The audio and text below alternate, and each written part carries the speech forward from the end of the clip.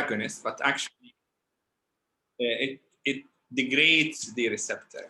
It does not block it only, it just degrades, binds it, and accelerated degradation of the receptor itself, which makes it, as Prof. Naples kindly and rightly mentioned, that this is maybe the most potent hormonal therapy we have.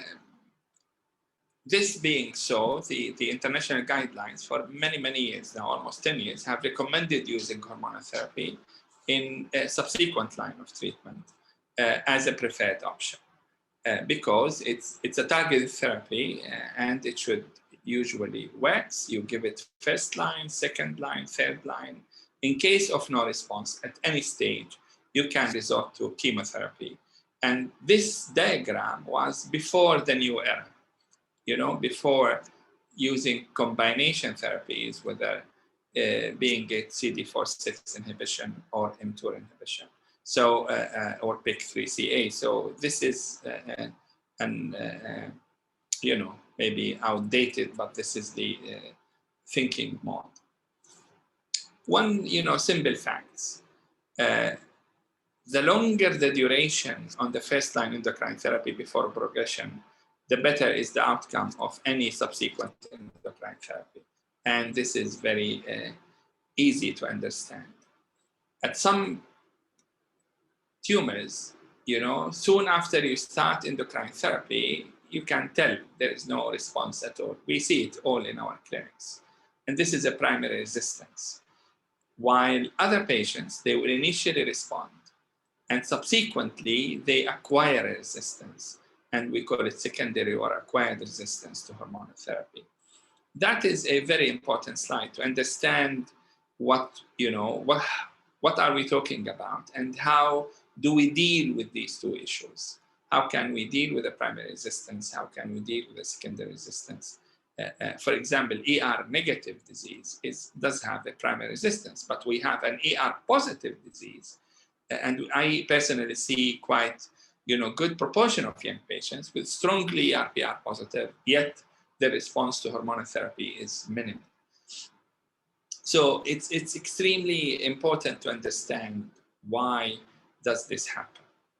So let's take the scenario. You have a patient who is an adjuvant treatment. Again, that's the era before neoadjuvant therapy. If they relapse while they are on the adjuvant treatment in the first 2 years, one has to assume that this is a de novo meta-resistance or primary resistance to endocrine therapy. While if they develop the relapse after 2 years, one can assume that this is actually an acquired or secondary resistance to hormonal therapy. Late relapses, of course, you know, the later the relapse, the more sensitivity is expected to hormonal therapy. So yes, they might relapse, but their sensitivity to endocrine treatment differ according to the time of relapse. In ESMO, basically, you know, we have to have a clear definition for the sake of research. I'll come back to these definitions later on primary and secondary resistance. So we differentiate between adjuvant and palliative setting. In the adjuvant setting, as I've mentioned, if a patient is progressing within 2 years of adjuvant therapy, this is a primary resistance. After 2 years, but within 12 months of completion of endocrine therapy, we call it a secondary resistance. In the palliative setting, the 6 months is the cutoff point. Within 6 months is a primary, more than 6 months is a secondary resistance. And this is the ABC2 consensus. And as you can see, this is the level of evidence for this definition is only, you know, expert opinion. And the voting for yes was only 60, you know, only 2/3 voted for that. Because, you know, resistance is a continuum. And to have a cutoff like this, it does not mean much. I don't want to dwell much onto these definitions, but they are good for research, good for reporting. But I hope it's not going to sort of obstruct you from doing the right thing in the clinical practice. So that is, again, the same thing for secondary resistance. Now, resistance is a common issue, colleagues. It's not something we, yes, we have a patient with this metastatic disease and we start hormonal therapy and we expect much, but we have to know that, eventually they will relapse, whether you give them letrozole or tamoxifen, large proportion of them will eventually end up having relapse and metastasis, progression of disease. So, before the era we live in, we used really to feel very bad when somebody is progressing because we have very little to do. And a lot of research has been done to understand why. And the research goes on, I think, for more than 20 years now. Started to be reported in the last 10, 15 years. And the best thing which was addressed, which was fruitful in the way of therapy, was the crosstalks between the growth receptor pathways and the estrogen pathways.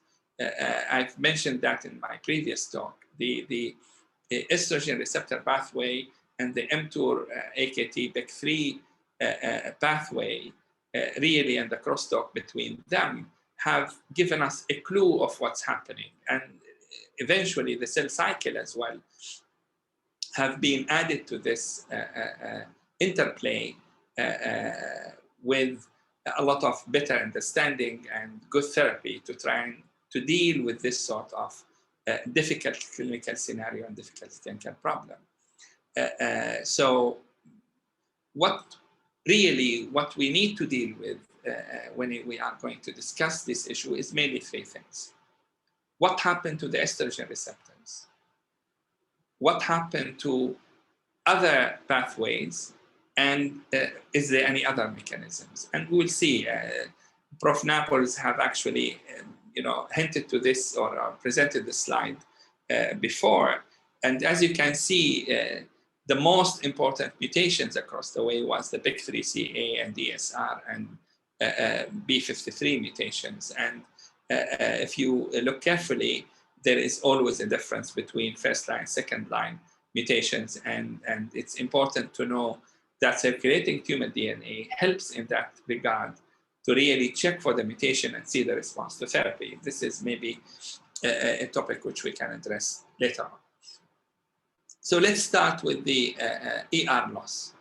As I said, we have either ER loss or ER mutations or alternative pathways. So ER loss have been studied previously through using the HDAC inhibitors. HDAC inhibitors actually stop silencing of estrogen receptors, which usually go and cause ER loss. And for some reason, initial work has been done 10 years ago, and then it has been sort of put aside. There was a study in Core 301 where the HDAC inhibitor, entinostat, has been given with exemestane as a second line.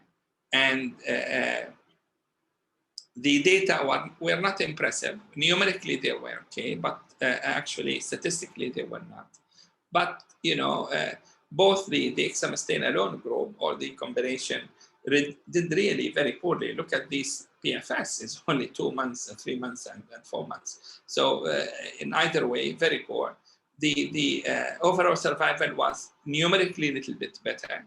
And if you do two-sided log-rank testing, the p-value becomes significant. So there was a hint that, stopping ER silencing might be a good thing, but somehow this was not pushed more in the clinical practice. What about ER mutations? How much do we know about it? And I'm sure you all aware of the ESR story. ESR is a gene which is more frequently seen in the metastatic setting rather than primary setting. And it can be tested for. And we usually look, or few things have been identified, either point mutation or translocation or amplification. And as if you look at the ER mutational status, there's many sort of locuses which can be tested, and the ESR1 was the one standing out, being different between primary and metastatic site. And the point mutation and response to endocrine therapy, especially the estradiol, was not seen. It was not meaningful clinically because there was no difference between using estradiol or not using estradiol, but the response to fulvestrant in this group of patients was better. That was also seen. The translocation and diffusion, on the other hand, there was no difference between estradiol and plus minus fulvestrant. Both results were the same. So in real life, it was not helpful. Amplification is the other way around. If a patient has amplification, actually estradiol do them some harm. So we don't use a lot of estradiol in practice, and that's why, again, this concept was not pushed a lot in the clinical life. ESR mutations, when it comes to cell lines, it's much more common in a certain type, which is Y537 cell lines, and it's a type of mutation which is usually being studied. From the SOPHIA trial, there was an important observation that patients who have ESR mutation, they actually respond better if fulvestrant is being used. While if ESR is wild type, there was no difference between exemestane or fulvestrant as a second line, an observation which was important to notice.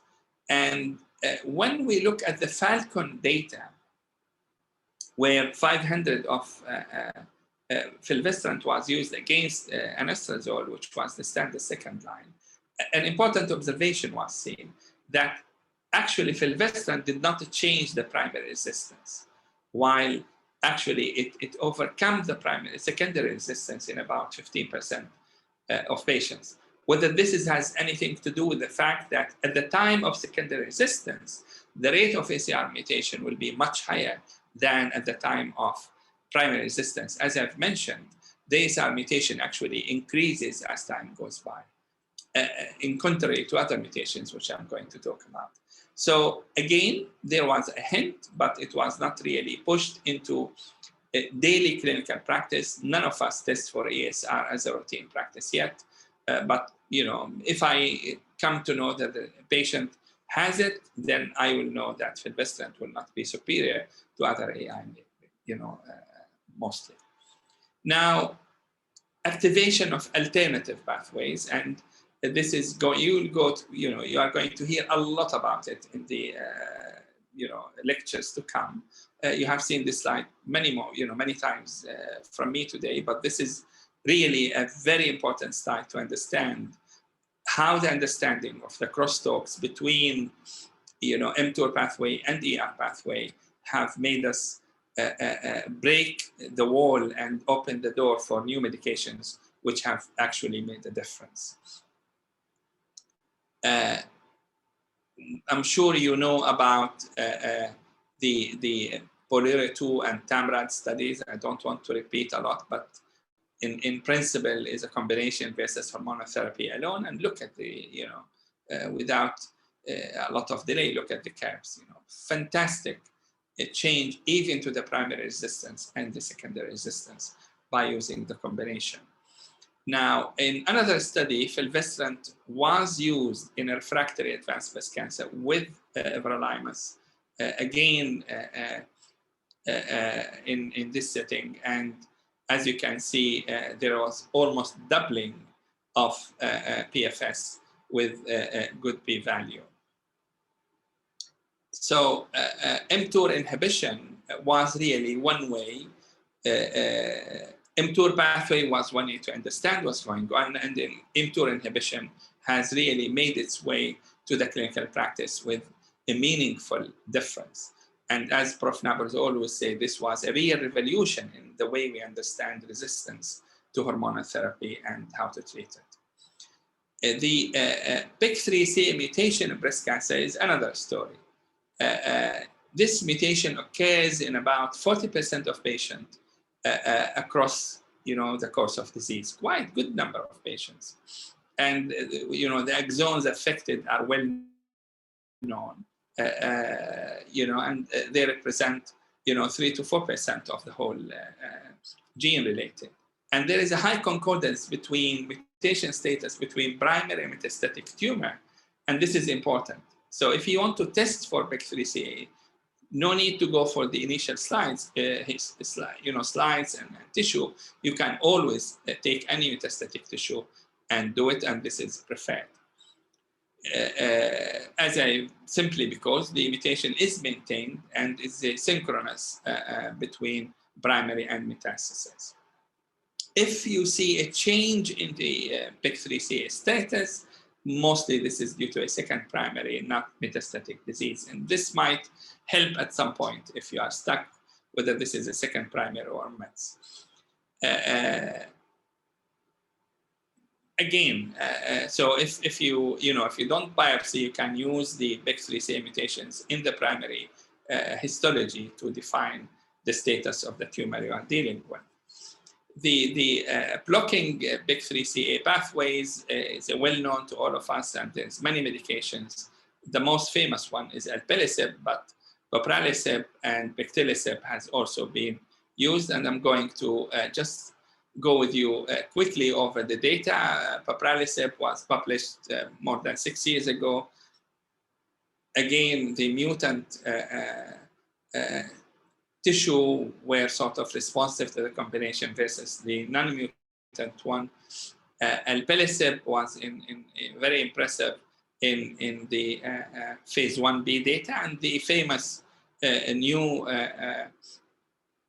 data which has been published recently of SOLAR-1, where mutant cohort has been randomized between alpelisib and fulvestrant versus fulvestrant alone, and the non-cohort as well. The non-mutant cohort has been studied, and in the mutant cohort, the benefit was very clear.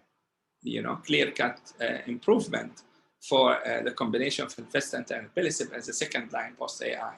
So, clear-cut improvement, while in non-mutant it was not impressive. I'm sure my colleagues will touch more on that, but I'm just hinting to the fact that PIK3CA as a mutation is a predictive biomarker to check for future response to alpelisib therapy. Lastly is CD4. Again, I don't want to dwell much on it, but this is an extremely important door which has been opened, which really help us to understand what is happening and how to come over it. And CD4/6 inhibition really was complementary and synergistic to endocrine therapy from phase 1 data. And the mode of action, again, I don't want to repeat it, you all know it. How can you arrest the cell cycle with little bit in terms of toxicity compared to chemotherapy? And we are all very busy learning and dealing with the data in our clinics from all the clinical trials, from the 3 medications, which have been reported at many occasions with clear-cut improvement in the outcome for patients in the first line, second line, PFS, and overall survival. Now, our problem is when we have sort of resistance to CD4/6, what can we do? And this is a sort of a review of about 193 paired plasma samples to see what are the mutations which have been observed. And as exactly mentioned by Prof. Nabors, the ESR, PIK3, and the B53 mutations were the most dominant one, and the ESR was the one actually which, if you have a mutation, favors the use of fulvestrant in these medications. And these acquired mutations, will help us in the future to understand how can we overcome this new resistance. Now we are talking about resistance not only to hormonal therapy, but to CD4/6. And it seems that there is a parallel evolution of resistance to fulvestrant and CD4 at the same time, and this might inform us more about treatment strategies. So this is a really growing platform for knowledge, and I'm sure we will all learn more and more about it in the coming years, because this is going to be an important topic for all of us, how to deal with the resistance of endocrine therapy plus biological treatment. I think that was my last slide. Thank you very much.